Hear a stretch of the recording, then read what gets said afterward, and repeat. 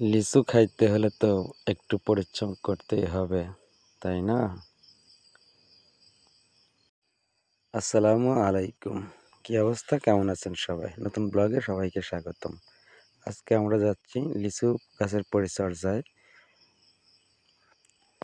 আমরা চলে আসছি, দেখেন লিচুতে অনেক প্রকারের মানে এক ধরনের গাদি হয়েছে, যা লিচুতে ক্ষতি করতেছে।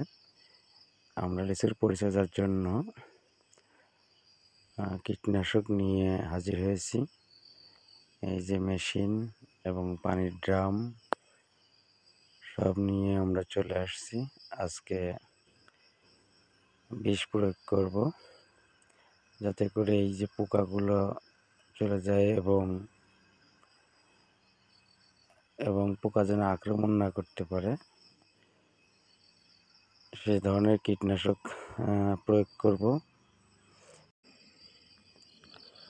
মেডিসিন প্রক্রিয়া শুরু হয়ে গেছে। এখানে ভিটামিন দেওয়া হচ্ছে এবং যাতে করে কোনো পোকা আক্রমণ করতে না পারে সেই কীটনাশক ব্যবহার করা হচ্ছে। কারণ এই সময়টায় এক ধরনের গাদি পোকা আক্রমণ করে। ছত্রাকনাশক এবং ভিটামিন এবং কীটনাশক সব মিলিয়ে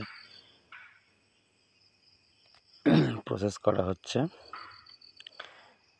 পরিমাণ মতো পানি এবং সকল প্রকার কীটনাশক মিশ্রণ করা হচ্ছে। এই মেশিনে অলরেডি পাম্প করে বিষ প্রয়োগ করা হচ্ছে।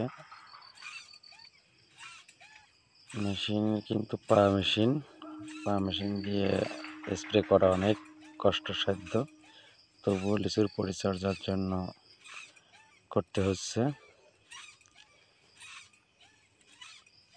যাতে করে লিচুর ফলনটা ভালো হয়। এবং আপনারাও আপনাদের লিচুর গাছের পরিচর্যা নেবেন এবং কখন কি কীটনাশক প্রয়োগ করতে হবে পরামর্শ অনুযায়ী এগুলো প্রয়োগ করবেন। আশা করি লিচুর ফলন ভালো হবে এবং লিচুর গুটিও ভালো হবে। সবাই ভালো থাকবেন।